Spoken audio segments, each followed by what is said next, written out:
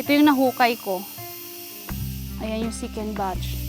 Hi guys! Welcome to my channel, The Life of Lizelle, here in Boquete. So in this morning, in this video, I'm going to show you guys, isasama ko kayo dahil gusto kong ipakita sa inyo at i-check natin ang aking sweet potato. I propagate sweet potato 6 months ago. So, tinanim ko siya, inilagay ko siya down sa steep area ng property namin. Gusto ko ipakita sa inyo, tingnan natin kung may laman ang ating sweet potato.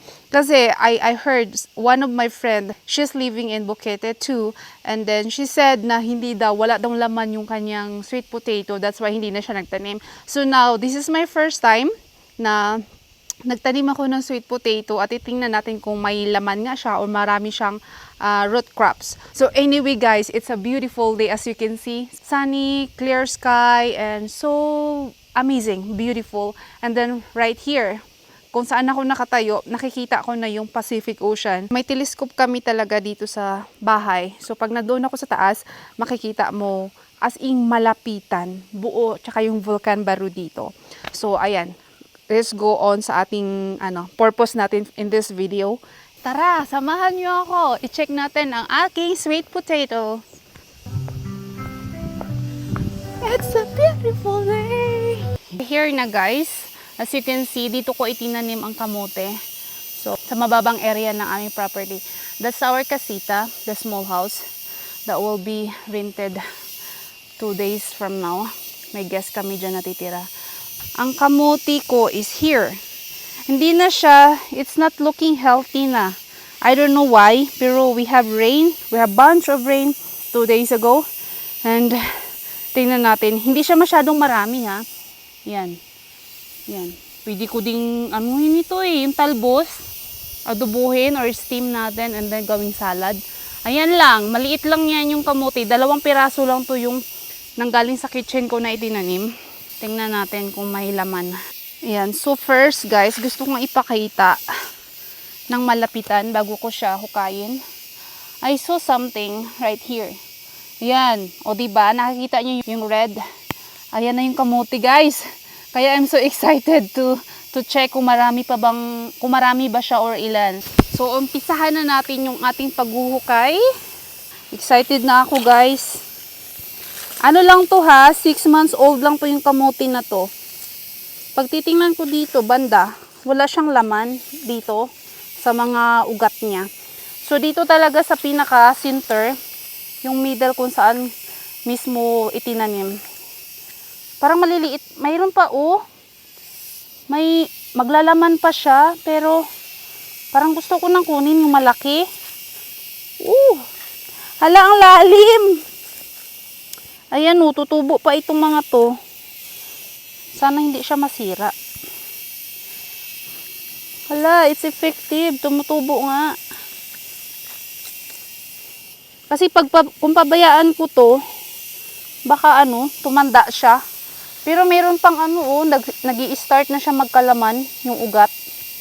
Hala, ito na guys. Oh, the final. Hala, ang dami. Hala, ang dami niya. And this one too? Hala, akala ko ugat lang. May bunga na siya. Ay, may bunga. May crops na siya. Oh my goodness. Nakaka-excite. Oh my God. Papakita ko sa inyo guys. Just hold on.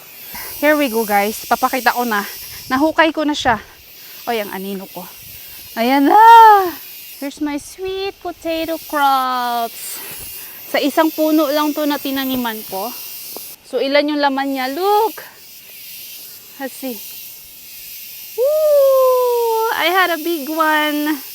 1 and a 2 and a 3 in here.